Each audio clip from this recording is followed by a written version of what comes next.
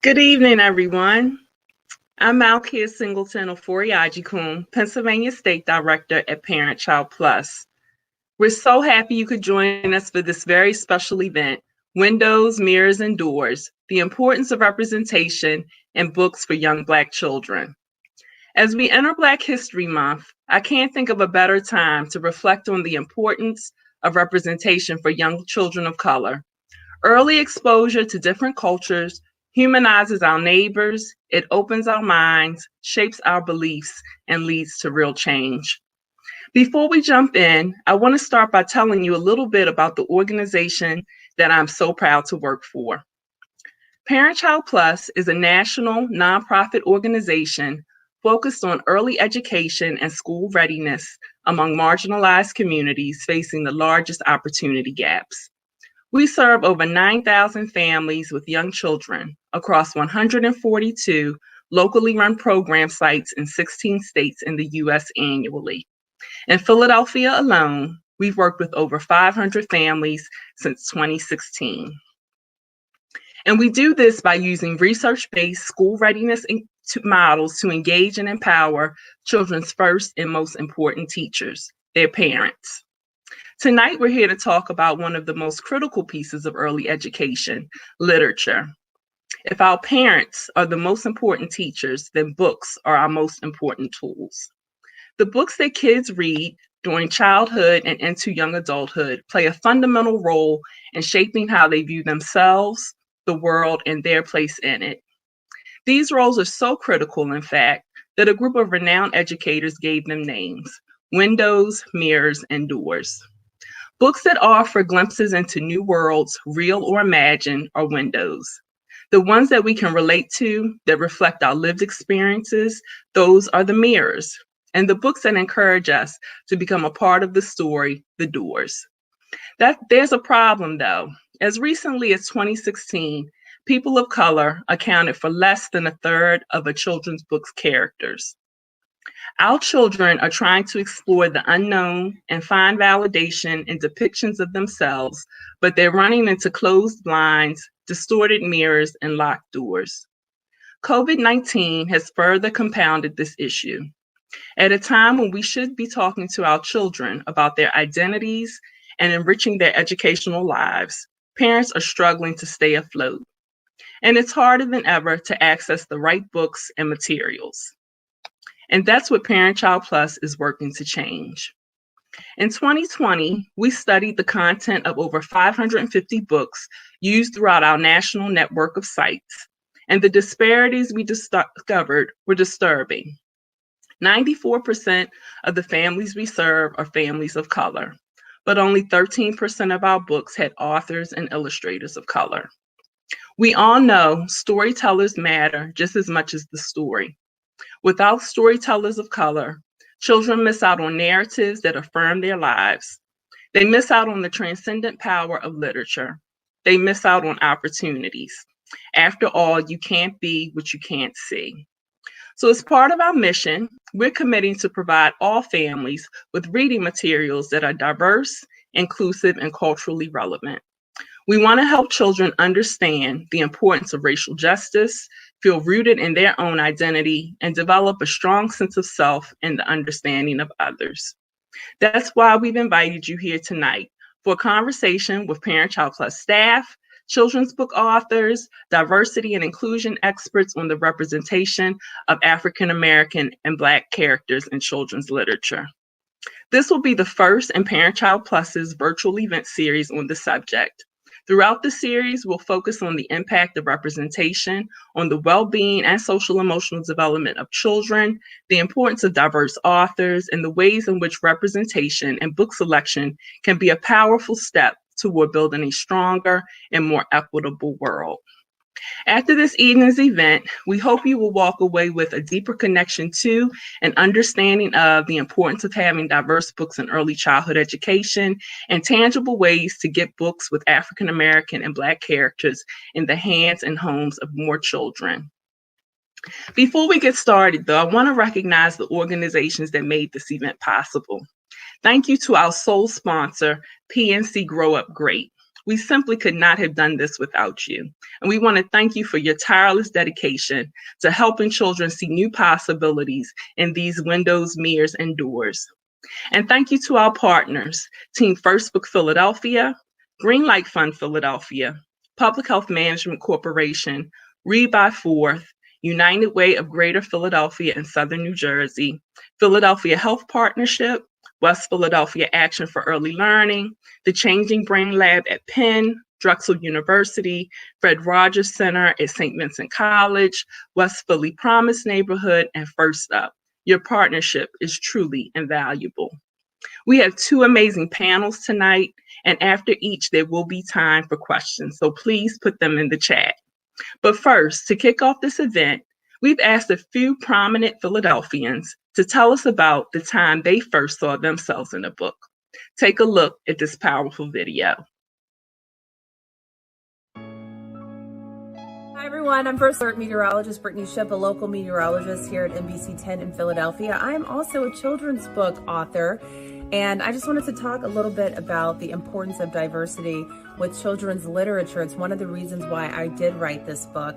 Probably one of the first times I saw myself in a book was a book my mom bought for me, and it was called Mufaro's Beautiful Daughters. And I just thought the cover was so pretty, and it features these beautiful African young girls. And just seeing yourself in a character is so important, and it's something that you remember for a lifetime. And I used to go speak to a lot of schools, pre-COVID days, and I would always look for a great book that I wanted to take with me that would resonate with some of the young students, and I couldn't find one. And so that's one of the reasons why I wrote the book, The Meteorologist and Me. I took it to another level recently, and I got it translated into Spanish. And the whole reason behind it is we just want to make sure we're reaching all the young minds out there, letting them know this is what a young meteorologist looks like, a young scientist. So you can do anything you put your mind to, no matter what. That's the main message in this book. So everything that you guys are doing is so important, and it's anything to increase representation and diversity in children's literature. We are all about it.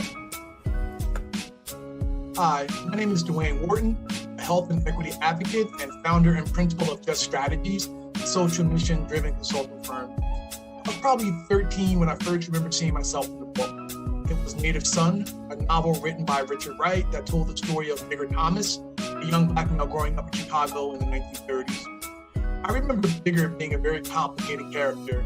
He wasn't a good person, nor was he someone I wanted to be like, but he recognized injustices around being poor and black, and I was beginning to see some of those injustices around me as well.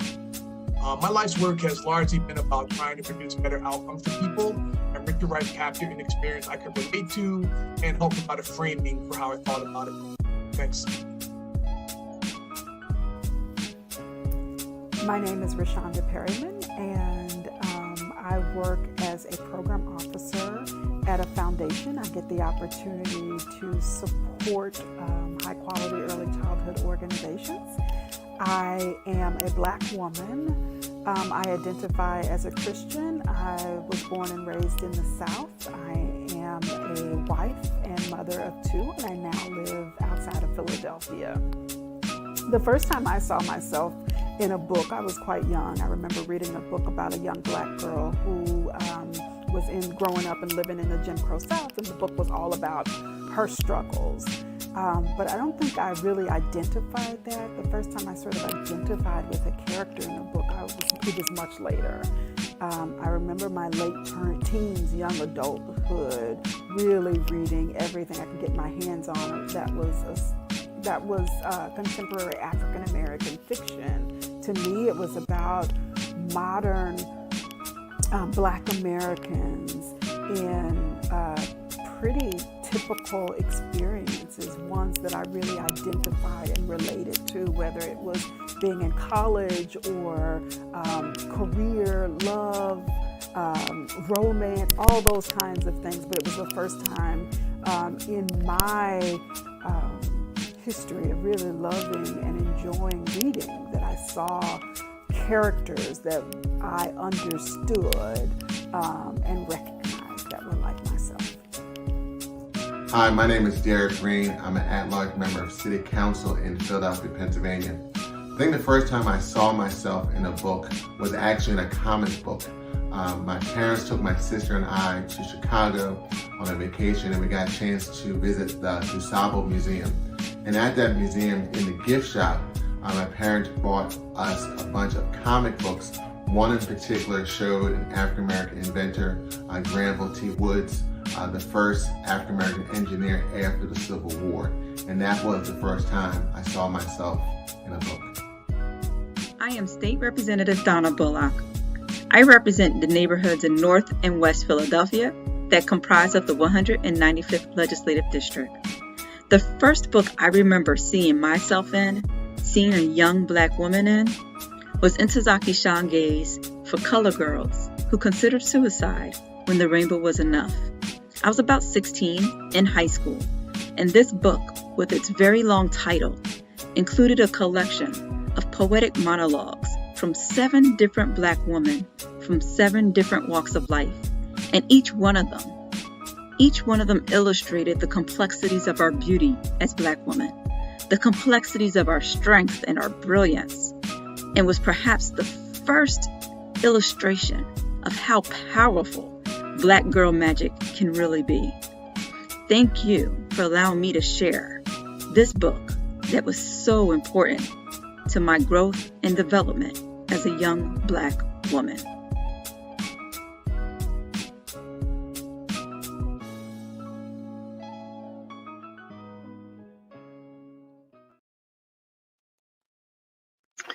The question of when you first saw yourself in a book is so simple yet so powerful. As I reflected on this question, I realized I truly didn't identify with the character in a book until I was in college, and it definitely made me wonder how did that impact me?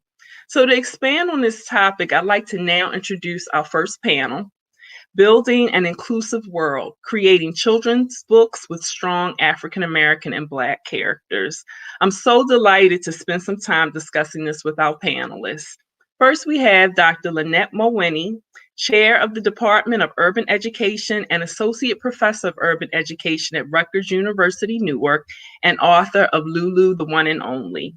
We also have Mr. Khalil Munir, award-winning actor, dancer, and author of The Crown Is Yours, and Ms. Vanessa Ruiz, who is a site coordinator for Parent Child Plus and works with African and Latino immigrant families in South and Southwest Philadelphia. Welcome, everyone, and thank you so much for joining us tonight. So first, I'd like to ask each of you, what was your reaction to the video that we just shared?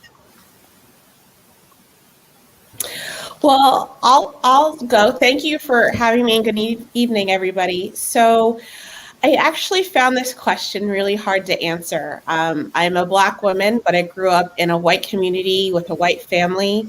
In all my schooling, I didn't see myself. I went off to college, and I was an English major, studying to also be a teacher. None of the literature, where did I see myself? It wasn't until I was 22, and I was a high school teacher in Philadelphia, that I was given permission in my classroom that I could bring in the literature. And it was at that time I was able to do a deep dive. And Walter Dean Myers was some of the first stuff that I dove into and also brought into the classroom. Mm-hmm.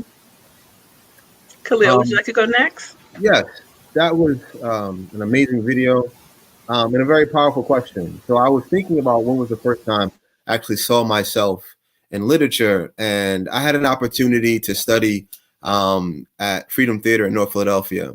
And when I was 11 years old, I was introduced to August Wilson, and I had an opportunity to audition for a play at the University of the Arts. And I was fortunate enough to get casted in the play. So I had an opportunity to actually see myself as well as play a little boy of my age in August Wilson's play, Joe Turner's Come and Gone. So I had the opportunity, and I was fortunate enough to be around African American art, being at Freedom Theater and actually seeing that cultural relevance being at the theater.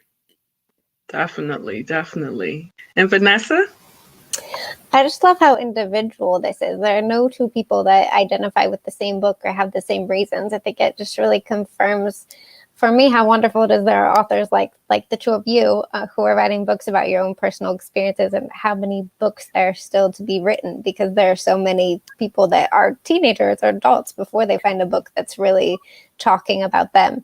In my position as a site coordinator, I get the opportunity to watch a lot of kids connect with books, a lot of times for the first time.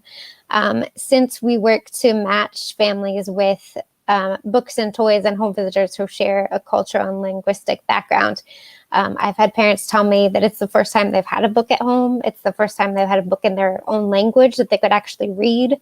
We've had parents look at books that spark memories, that encourage them to tell stories about their home countries or their childhood that they might not have shared without those books. Or sometimes it's just the little simple things like seeing your name in a book, or seeing a child with the same skin tone or the same hair. But it's just so very individual. But once that connection is made, that book becomes their book. It never goes back on the shelf. It's a part of every visit. It's a part of everyday life, because it's about them. And I just am so glad that we're working harder now to find books that all of our kids can relate to. Mm-hmm. Great points, Vanessa. Dr. Mawini, you wrote a fantastic children's book called Lulu, the One and Only, that goes into the experiences of a biracial child. How did your experiences inform the writing of that book? My experiences informed it in a number of ways. I wanted there to actually be a character that I could connect with and see myself. So, and also make it available for, classrooms, which is, I'm dedicated to the educational space. But Lulu's battling this question of what are you in this book? Everyone's coming up to her, always asking this question, but she, loves herself, loves her family. And I wanted this book to venture into the role of empowerment and self-love. And so I think that question is something that I've always battled, growing up, now even to an adulthood, but I wanted to give dialogue around it and have some real discussion around it, but also building a character that's very loving, and she's a very endearing character. So that's kind of how my experiences informed the book. Great. And Khalil, I understand your children's book, The Crown Is Yours, speaks to a young boy's superpower of dyslexia, which you've often also called your own superpower. Can you talk about your experience and how that informed you writing The Crown Is Yours? So, yes, Malik is dealing with being diagnosed with dyslexia. And I wanted to make a point to have Malik diagnosed at an earlier age than I was diagnosed. I was diagnosed at the age of 14. So throughout my early childhood, I was always struggling with reading and not knowing, and that self-esteem piece kind of creeped in. So I wanted to be able to write a book for children to see that, one, that their crown is theirs. They just have to have the courage to wear their crown, and they're able to overcome any adverse situation in their life. Malik's situation happens to be dyslexia. I spoke about auditioning for the August Wilson play when I was 11 years old. But at 11 years old, I couldn't read. But I still had to create different strategies in order to be successful. So I decided to go home, have my aunt go to the library, get the book, read the book to me, memorize the lines. So when I went into the audition, it appeared that I knew how to read when I was in the audition. So I wanted to be able to write a book that talked about dyslexia in such a way where kids aren't really being ashamed that they have it. They're embracing it at an early age. I call it my superpower because I can do certain things that I don't think I would be able to do if I wasn't dyslexic. I don't think I would be as creative as I am if I didn't have dyslexia, or the height or the level of creativity that I have if I didn't have dyslexia. I just want children to really hold on to that. Yeah, that's such a powerful example. Dr. Mawini, could we go back to your book, Lulu, the One and Only? Toward the end of the book, you share some guidelines around talking about race, self-love, and identity with mixed race children. I found this to be really powerful because we need to give parents and caregivers language and tools to have these conversations with their children. For the parents that are watching this evening, what do you feel is key to having these conversations with children at home?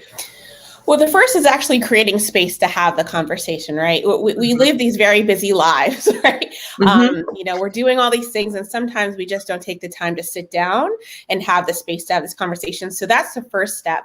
But in having these conversations, it's also listening. Listening is a really important part of this, of, what children are feeling or sharing or thinking through, and them having a way to be able to voice that. I've also built a parent and teacher activity guide that actually helps parents to have some of these conversations and the kids to actually do some activities. On top of which, the book itself is a tool. So Lulu, her character creates what's called a power phrase. So every time she's asked this question, what are you? She goes about trying to figure out what's her power phrase. Her brother Zane, his power phrase is I'm magic made for my parents. So Lulu's whole journey is trying to figure out the power phrase, but the power phrase itself is a tool, right? And it's a tool that any student can do or any child can do, but it's also a tool that can generate conversation that parents can have with their child. Great. And we will be sharing some of Dr. Mawini's resources at the end of the program, because this is such an important topic. So I'm really grateful to see that more and more people are embracing diverse libraries for children at home, especially as our country continues to go through a racial awakening. Vanessa, I know at Parent Child Plus that you've been working with other staff members on analyzing the books that we bring into the homes of children and families, and taking aggressive steps to ensure that children's identities, experiences, families, and cultures and backgrounds are represented. What have you learned about that? And how can parents and caregivers assemble a diverse list of books for their children at home?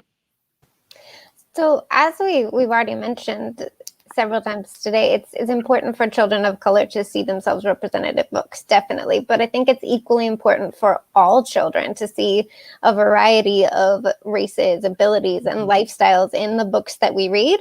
Just because as people, we are creating our views of the world through our lived experiences and through the media that we consume. So if our kids are mainly seeing white children or white adults and animals, they're developing the conclusion that is what is most important. And so if we want our children to truly believe us when we tell them all people are equal, regardless of where you were born, the color of your skin, we have to back that up with proof from the outside world. And so in order to help parents do that, we were able to create sort of a checklist that people can go through with their own children's libraries or home libraries to make sure that the books that we're giving to our kids are equitable books that are representing the world around them. And I know analyzing your child's home library sounds a little overwhelming. So my tip for that is just to sort of go through this mental checklist as you read with your kids at night before bed or whatever you're reading. And if it doesn't quite meet up to the checklist, you put that one aside and sort of analyze it a little bit later. But we will be able to share this checklist with you at the end. So I'm just going to mention quickly what we added, but you will get to read the whole thing in detail. So we go through the books and make sure that the books we are giving out are accurate, they're respectful, they're free from stereotypes, tokenism, loaded words. And if any of those words you're not sure what they mean, the definitions are there on the checklist. And then we also encourage people to look at your library as a whole and just see, first of all, do you have people or do you have mainly animals in your children's library? Does it represent the community that you live in? Is it a window, as you had mentioned in the beginning? Does it show people of varying races and abilities and cultures? And does it show the kids working together to create change, that the kids are doors, that they have the power to make a difference in the world? And if not, those are some books you might want to add to fill in those gaps. And obviously we have some great authors here, which could help fill in gaps that might be in your library. And there's also a link at the bottom of the checklist that has some other book recommendations listed there as well. Thank you so much. Dr. Mawini and Khalil, is there anything else you would like to leave the audience with as we end our panel? I just want to say, representation is extremely important. And as a father, that that's one of the reasons why I also created the book, is so my son can see himself. So as a parent, I think it's extremely important to create that conversation, and to begin at a very early age. So what you guys are doing, I commend you, and thank you for having me. Thank you so much for all the work you've done, Mr. Khalil. Dr. Mawini? Yeah, just to bounce off what Khalil is saying, you know, I'm a brand new parent. I have a 5-month-old, and so it's actually just been fun for us to start to do a deep dive. And you know, already the first book has been Woke Baby by Mahogany Brown. That's been her first book, and so she can really see herself. And so I think conversations like this are great, and that they need to continue in order to keep pushing to diversify and to having books that are coming from own voice perspectives, because you know, in the publishing world, it's as you know, what was cited here, it's very small, and so as we keep trying to push the door open to be seen, it's going to come from the you know, grassroots approaches and from the parents and what they want. So. Definitely. So now we want to open up the conversation to some questions from the audience. So feel free, audience, to put in some questions in the chat. And our first question is, and this, all of you could answer this: do you still feel the classics have a place in literature we share with children? And if so, how can we encourage parents and caregivers and providers to have conversations surrounding those stereotypes? Anybody want to go first? I'll jump in. The question is, well, what are the classics, right? Like, and who is making the classics? Like, there's a lot of other questions, I think, that layer that, and that we should complicate it, right? You know, I always say, I actually took a classics class. I remember in undergrad, and Moby Dick was on the list, just, you know, not talking about children's literature, but just literature itself. And we kept saying, why is this on the list? It was never a bestseller in its day. It actually flopped. Like, who decided that? So I think that's the main question of what is the classics and who is deeming it so. But why can't, but it's also great to like look into literature that is out there and to unpack it and to be critical of it, you know, from a very young age. So I think it has a place in that way, but also we can push, well, what are the classics, you know? Yeah. A book like Solveig, which is a wonderful book, you know, dealing with colorism by Lupita Nyong'o, right? Why can't that be a classic? So I think we need to complicate that a little bit. I love that point. To echo that, I feel like you said, we determine the classics, right? I always find that it's extremely important for that person to hear their cultural voice. I think that deems the classics for me. So I know August Wilson, to a lot of folks, compared to something like a Shakespeare, is not a classic, but to me, August Wilson is my classic, because I hear myself, I see myself in his work. So I think that can deem what a classic is. Definitely. You both raised great points. Go ahead, Vanessa. I was just going to echo both of those things. I feel like you need to first analyze, why do you feel like you need to give this book to this child? Is it because I am emotionally connected to it, or is it really the best I can give to this child? And in a lot of cases, that's more, but I grew up with this and I loved it. And that's great, but there might be better. I grew up a long time ago. There might be better out there now that I could give to my own kids. But it's also, we don't have to get rid of all the classics. There can be a mixture. There can be a little bit of everything. We just have to decide, what is this book giving to this child? It's a great point. So we have time for one more question. And the question is, as an author of color, was it difficult to become a published author? And what advice would you give to authors of color that would like to write and publish a children's book one day? I would say, to begin, I would say push fear aside. Don't really worry about the how, and jump right in. I self-published. So from that standpoint, I wrote the book. I got with an illustrator. We connected. After that process was over, I went to a printing company rather, and printed the book. And I've been doing self-promotion on my own to really get the book out there via Instagram, Facebook, friends, family, and really just push the message. I believe if you have a message and you believe in the message, I would say get started. The internet is a huge source, a resource rather, and use that as a resource. But my biggest thing is to get started. And you may fumble along the way, but those are your lessons. Great advice. Yeah, I'll jump off what Khalil said. Absolutely get started. Put pen to paper. Lulu was in my head for 10 years. I finally sat down and got her out of my head, and in a 2-week span, sent it off to the publisher. Now, to the first question, which is is it difficult to become published as an author of color? I was blessed, and I published with Imagination Press, which is a very reputable children's book press, and they were able to take me without an agent.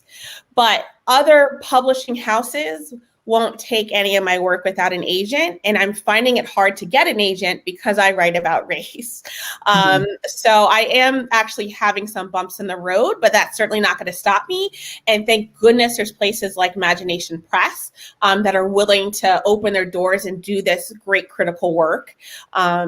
And they didn't want to water my stuff down or anything, and so I've been very blessed that way. And thank goodness, Lulu is actually, she just got on a best of 2020 picture book. Right before this, she just became on the list of notable books for the National Council of Teachers of Social Studies. So it's happening. It's slow, but it's happening. So just get the ideas down, and as Khalil said, use the internet as a great resource. There's also, I would also plug the Society for Children's Book Writers and Illustrators. It's a wonderful space. They have great conferences and a lot of people who will surround you and lift you up. I found a lot of people to kind of help me in that process too. Great. Well, I just want to thank Dr. Mawini, Khalil, and Vanessa for this really important and meaningful conversation. Thank you again so much for joining us this evening. I look forward to finding ways for us to work together in the future. Definitely. Thank you for having us. Thank you. So now it is my pleasure to introduce our second panel of the evening, the importance of multicultural books for social and emotional learning.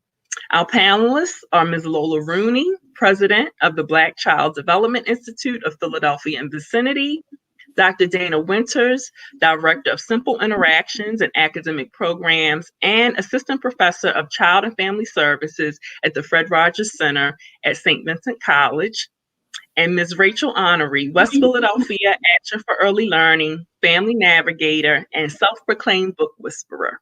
Welcome, ladies. So happy to have you all here this evening.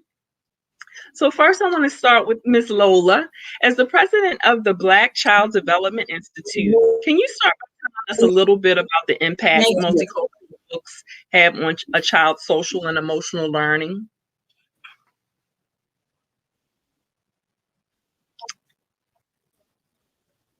Oh, Lola, I think you froze a little bit. So you know what? Lola, can you hear us? First, let me just BCD is one of. Hear me? We can hear you now. You were freezing a little bit. I think we're okay now. Let's try again. Okay, let me just say, okay, BCDI is one of 23 affiliate chapters of the National Black Child Development Institute, which was established back in 1970 by a young African-American teacher who was picked. And in doing that, Evelyn K. Moore felt that the Black children, the type of interest and focus that was needed, even with Head Start. So she founded an organization which has 5 basic principles or concerns that they have. One is on policy. We focus on early childhood education and care, health and nutrition, family engagement. But the fifth one is literacy, because Evelyn was concerned about the fact that not only did our children not have books of color, they did not have books in the home. Even the libraries that existed in their communities, NBCDI went in and did an evaluation. There were no books that presented children of color. And then the books that someone attempted to write about us did not reflect the true American community or the culture. Mm-hmm. So NBCDI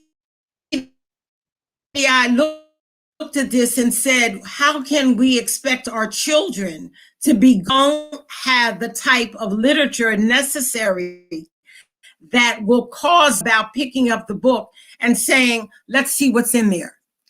We, as an affiliate, have participated in raising a reader and Reading is Fundamental, which are two wonderful national research programs that give a lot of data that talk about we need to get books into the hands of children, period, and doing that through their classrooms or forming lending libraries. But that did not suffice the concern that NBCDI had about the books. So in 2017, with the help of the Clinton Foundation and the UPS Foundation, they developed and created their own initiative and program to respond to the lack of what they felt were books about children of color. And so the books were there to really make the culture that our children exist in be relevant to them. They went after books that were illustrated by Black authors. That was important. They wanted to make sure what was presented in the book was authentic, even in the language and the descriptions that were used for the children, because these books had to be mirrors. They had to have something where it would allow the children to reflect on what they were seeing. And in their reflections, give them the pride and the understanding and the dignity to be proud to say, yes, this is about me. This is about my neighborhood. Maybe this store is in my neighborhood. Maybe Mercedes over there where all the children gather. So they were really concerned about that. And so they launched a pilot with 9 of our affiliates. And I'm happy to say, with the data that has been compiled, we will be working with Scholastic and First Book Marketplace and BCDI Philadelphia in 2021, 2022. We'll be launching the Read to Succeed program. And we will be having books specifically which identify with children of color. And the other thing, they wanted the books to lend itself to diversity. Mm-hmm. And the diversity came across about the color that is in our culture. Mm-hmm. Everybody, shades, if crayons can be there, if materials can be there, we now have color paper. What about letting children see the various colors that make up what our real community looks like? And that's the personal experience for me, based on my husband's makeup and the children that are representative from our union. 4 different colors, but they're all from the same family.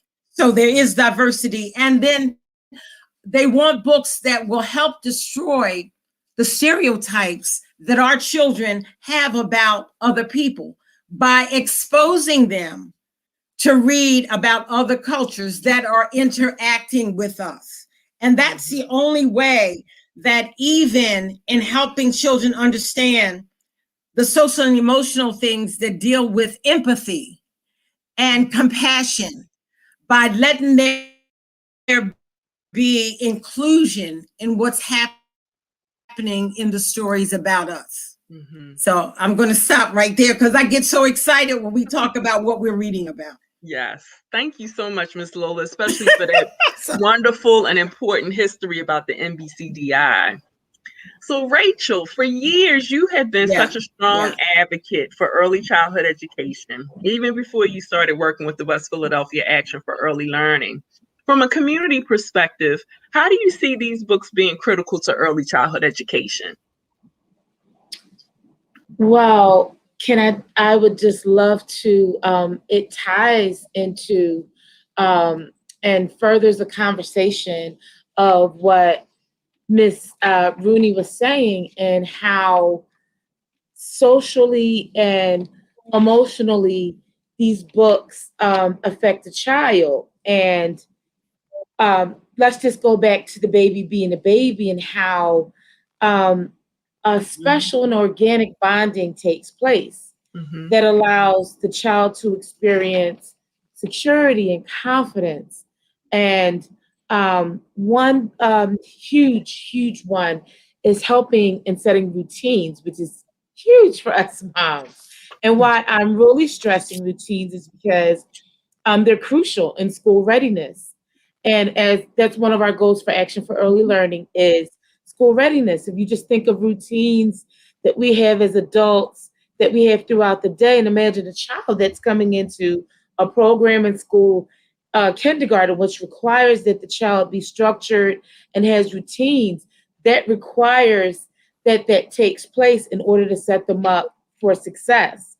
And of course, literacy, as it promotes the value at an early age, and it's planting the seed very, very early. That's why it's extremely crucial for ECE. Definitely. Dr. Winters, as the Director of Simple Interactions and Academic Programs at the Fred Rogers Center for Early Learning and an educator on child and family studies, you work with a number of professionals across a diverse range of settings, from childcare, community programs, and early childhood education. Can you describe the support we need to give adults to help ensure that reading diverse books is a simple and everyday interaction that children have from the beginning?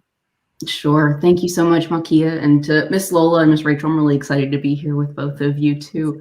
So the Fred Rogers Center is a place that extends the legacy and philosophy of Mr. Rogers.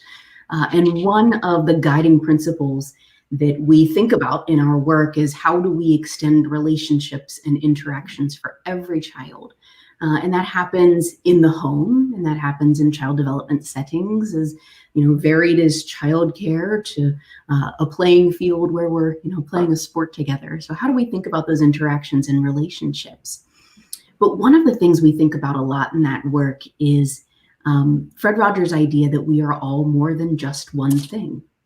And when we think about being able to embrace diverse representation in books, how important it is for each one of us to not only see ourselves as more than just one thing, but to see one another as more than just one thing.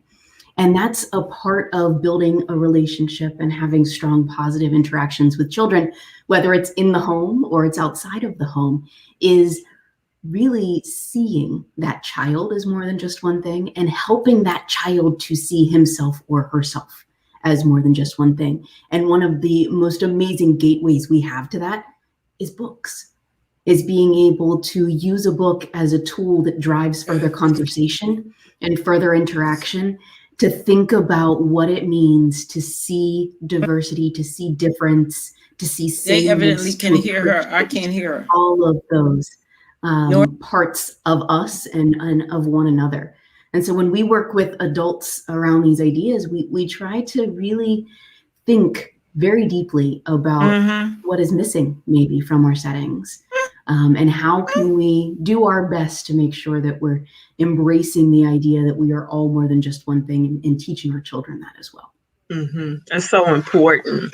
And I work at Parent Child Plus. Every family we work with is different. Some of our children are cared for by grandparents. She started, but foster parents. The one panel is talking now. I can't fathers, see her or hear her. Mothers, and they all are experiencing daily struggles that make it more challenging to keep something this top of mind. And the work that you all do, can you tell us a little bit about how we can make sure that we're including the hardest to reach families when we talk about this topic? I'll go first. Okay, great. So I am I love this question, Malkia, because I am a family navigator and I'm boots on the ground. Mm-hmm. So for me, a huge part of it, I get the best of both because I am actually understanding and learning the pulse and the temperature of the community, mm-hmm. which enables me to interact with the community and be on panels, on great panels like this and such, to be able to articulate it. So for me, just having that interaction with speaking to families at something like, I think you have to be there. You have to have these events with these strong conversations. For instance, I've had a grandmother, especially during COVID, who's been coming to the food bank because we've been added along with people who've been getting food. And she, I found out, has been a functioning literate for mm-hmm. her whole life, and she's raising 5 grandkids. But she's so adamant about getting books. So even if the oldest one, they don't know that, can read to the younger ones, her purpose would have gotten through. So I think it's having these, for me, even if I'm on these panels and I sound like crazy, and sometimes I've had situations where I'm the only one where people look at me like I have 3 heads, but taking those conversations and bringing them back and mm-hmm. having the hard discussions and pushing the bar and being adamant and being a champion, knowing that this is the way that it's going to have to be, in knowing that we have to cast our net further. We have to, we've got to get people really riled up in order to make this cultural shift, in order to make this change. So I think that conversations definitely need to continue with boots on the ground, and then can definitely be further in those arenas that are from the comfortable to as uncomfortable as you can get. But you have to be bold, and you got to be willing to have them in the sake of things being changed in the name of literacy. Because you know what? Literacy is not a privilege; it's a right. Something that I just learned, something that screams in my head. Yeah. So, I was blessed to have a mother who planted that seed, but in coming to this job, that's not how, in coming to this, I should say movement. Mm-hmm. It is a job, but movement. Mm-hmm. It showed me that no, it's not valued. So having taken that and learning that lesson, I am committed to just keep on keeping on until that child that's going to grandma's house, instead of pulling out that iPhone first, is going to get that book first. That stickiness of the book. Okay, I'm going to be quiet. No, thank you, Rich. Everything you said that was so important. Yes, Rachel, I agree. And I love that you call this a movement, because it's a movement. And, as much as we look at our bookshelves and ask what is missing here, we need to be looking at those we're supporting also. The families, the providers, who's missing? Mm-hmm. Who isn't getting the support that they need to be able to do this?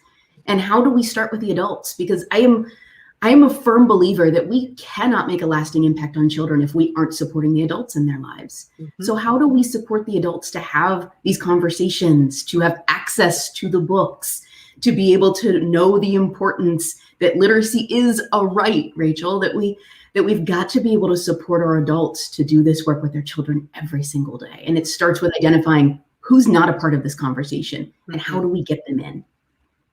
It's an excellent point, Dana.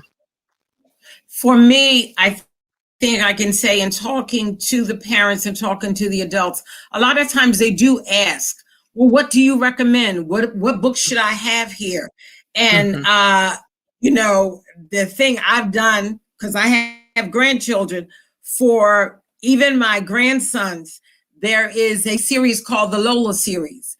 And it's about a little African-American girl.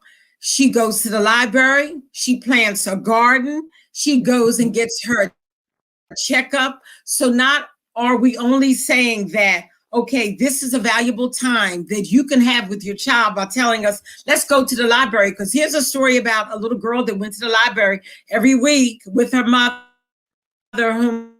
whomever, if we're taking the child for their checkup. Oh, you know what?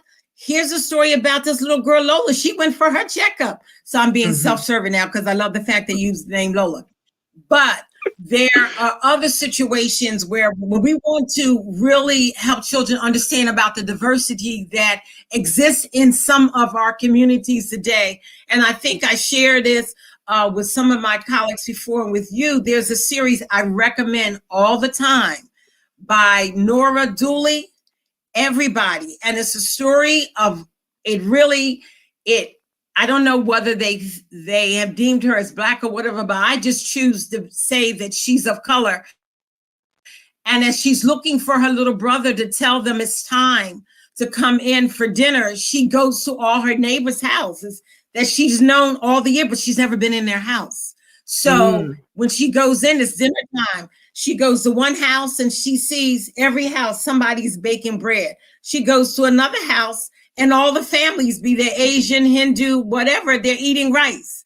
Another family, she goes to the Chinese family and they have noodles and she thinks about the noodles they eat. So even though they're different cultures, there is a unifying sameness about everyone. And I think this is something we need to share with our children so they learn how to be accepting.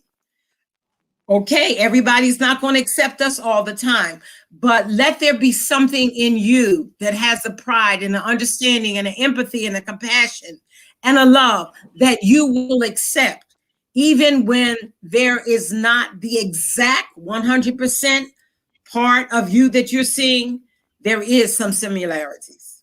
And I would venture that sameness is so simple, but it's humanity. That we're all humans. It is. This is that simple idea gets lost. Right.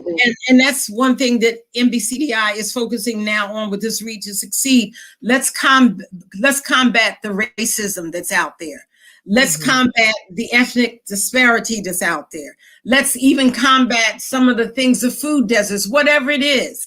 We can take these books and be able to show children, this is the way. Here's an understanding. If you see this, you can do this and much more and be greater.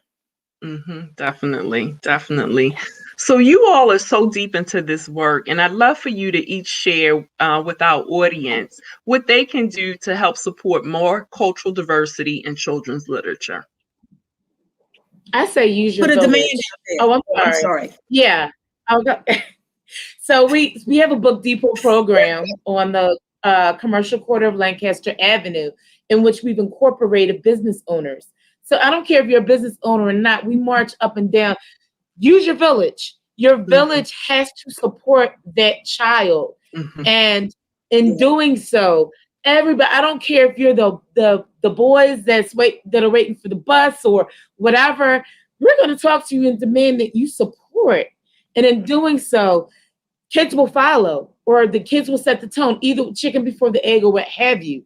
But you have to definitely use your village and incorporate it and drive it in and use it, the barbershop, the nail salon, whomever, use your village. Yeah. Great. And for me, I was getting ready to say demand that the libraries,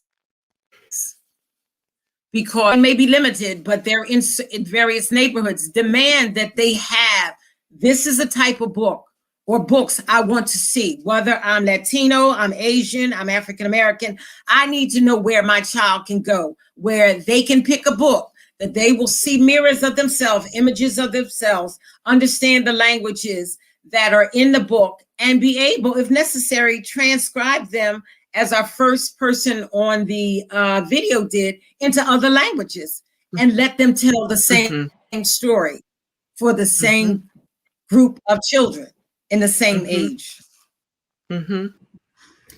I would say pay attention to the book too. It's not just you reading it to the child. It's you thinking about the meaning behind the words as well. Because so many of these lessons can be taught through a book, but kids are paying attention and they're catching a whole lot more than just the words on the page. So how do you transcend the book? how do you pay attention to what you're reading, and then make that a course of action for your family, for those who you're working with, to make sure that kids are catching this as appreciation for others, and not just seeing it as words on a page, that it's more than just a book. Yeah, that's great. Before we go into questions, is there anything else any of you would like to share with our audience? I do. I just want to say, don't be afraid to use non-traditional methods in doing so. Don't be afraid to. The way that we did it doesn't mean that that's the way that we still have to do it. If something comes to your mind, or something that you can do, and ways in which can be interwoven, don't be afraid to do that. Don't be afraid that just keep in mind, access to literacy for every child is everything. Access to literacy that is representative to that child is everything. So when doing it and having that in mind, just go for the gusto. It doesn't matter if you think you look silly or it's a silly thing. It will just serve to help that child and to help the good of the community and the movement, and I promise. I'll piggyback on what Rachel just said. I love to go for the gusto, and I think the only thing I'll add is you don't have to be perfect to try. In these conversations, they don't have to be perfect, but they've got to be started. And these books are a perfect place to start these conversations. If you're looking for some words to say, then pick up a book and start reading and start talking. And here's coming from a past school teacher, that I never denied my son reading comic books, because if he was reading and he could read them to me, and I made sure I chose the type of comic books he used. A lot of times when I was teaching elementary school, 5th and 6th grades, I would tell the children to bring in the comics from the Sunday papers, and we would take those. Sometimes I would take them and white out what was already written there and tell the children, look at the picture, see what you would like to say. Or I take, to help them understand comprehension and sequence, I take a comic strip that they all loved and cut it apart and say, now put it back in the order. So don't just use a book if that's not what you have readily. Use whatever can grab that child's attention. I love all of the advice you all gave. It's perfect. So now we have some questions from our audience. Our first question is, how do we encourage adults to have meaningful conversations with children, like asking open-ended questions, so we don't have children that not only read, but also comprehend? A lot of it involves just simplicity. And when I say simplicity, it doesn't have to be this big extravagant thing, but you can talk about basic colors and shapes and ask them, what do they think about the colors and shapes? What do they think about what is going to happen next? What do they feel about whatever's going on in that book? It doesn't have to be complicated, but it can just be very, very simple. You can build off the simple and layer it, is what I would say. I agree. What do you think about that is a great place to start. And also, don't be afraid to say, I don't know, I wonder about that too. And to investigate further. That being able to show that we don't have to have all of the answers when we're reading this book is a good place to start to generate more questions. But simple questions that go along with the story and help to make it come alive and make it real. Do you remember doing something like that? Do you remember when we did this and it's similar to what the character in the book is doing? Just try to make it as real as possible. Be silly. You can be silly. And I think I would suggest, let's look at what the parents are reading. What magazines do they have in the house? And can you explain to your child why you're reading Essence, or you're reading Woman's World or Good Housekeeping? I mean, we don't have everything too much anymore, but I'm just saying, and being able to share why you read that particular magazine, and then if there are questions that you can answer for your children, this is why mommy relates to this, or this is why daddy always has this in his hand. So what are the parents reading? Yeah, those are great tips. I think we have time for one more question. So how do you distinguish between the importance of representation in literature from the importance of representation in who is reading that literature to our youngest BIPOC, and that's Black, Indigenous, people of color, children?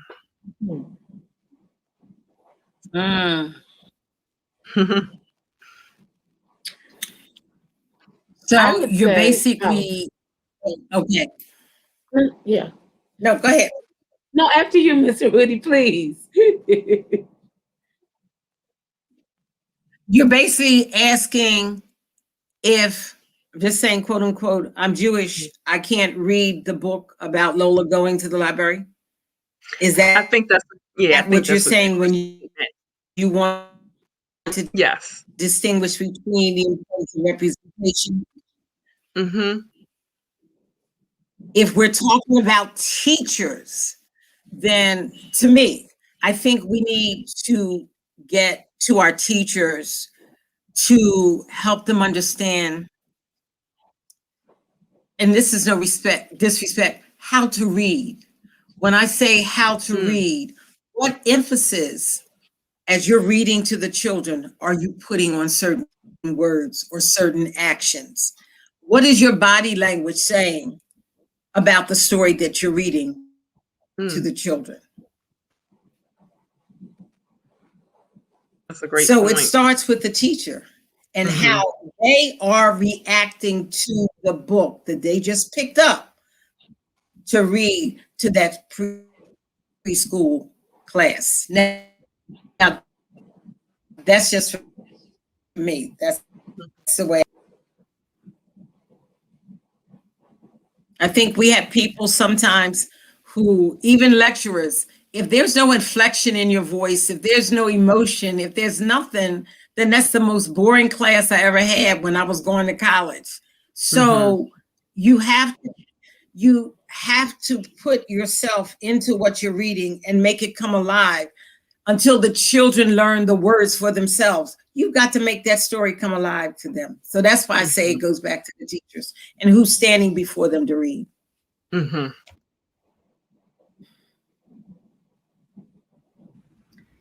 I think one of the great benefits of technology is that we can get that author to read that book. That we're able to, and that's one thing that we've seen a lot in the last 10 or 11 months is that we've seen a lot of children's authors reading their own books. And what a joy it is to have the physical book and show the child the book and then introduce the child to the author. And open up, not only is this book representative of me, but that author looks like me. And she wrote a book and I can write a book. So introducing not just the character in the book, but the whole process of being an author and the importance of literacy across not just words on a page, but what it means to be a part of a community and embrace that literacy. Use the resources that you have. Like Miss Lola said, don't just do it the way we always did it. Think outside of so many of those boxes now to blend all of this together and make it such a rich experience. That's what I was going to say, peripheral vision and inclusivity in terms of just making everything come together, everything gel together, because it does. So my thinking was the same, holistic. It would be a word if I had to describe an enrichedness, chock full of everything, full experience. Definitely. So I want to thank you, Miss Lola, Dana, and Rachel for this conversation. I absolutely love the resources you all shared and just love the passion you brought to this topic. Thank you so much. Thank you. It's a pleasure.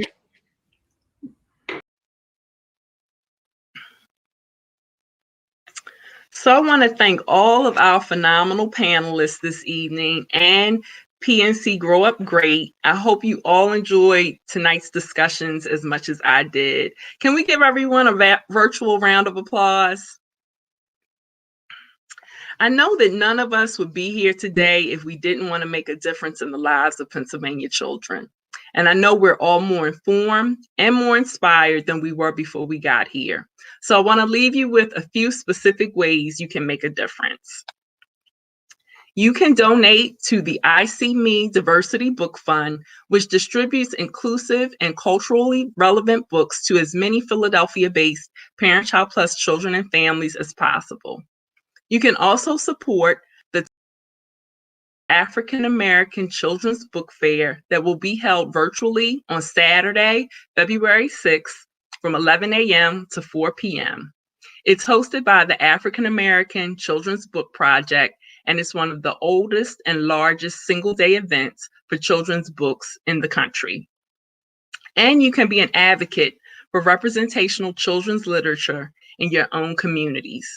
We will send everyone some follow-up resources, including Black-owned bookstores in Philadelphia and Parent Child Plus's book content analysis and anti-bias checklists.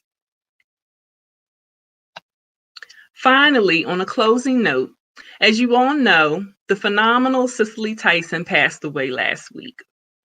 But it just so happened that before she passed, our West Philadelphia site coordinator shared an interview that Ms. Tyson did to promote her book, Just As I Am. In the interview, Ms. Tyson talked about her early career in the film industry, back when she was promoting the movie Sounder, and she had an experience where a white reporter told her that he was uncomfortable with the way the oldest son referred to his father in the film. Ms. Tyson probed him and she asked, "What made you uncomfortable?" And the reporter said it was that he called him daddy. Then Ms. Tyson asked, "Well, what do your own children call you?" And sure enough, it was daddy. For Ms. Tyson, this was a turning point.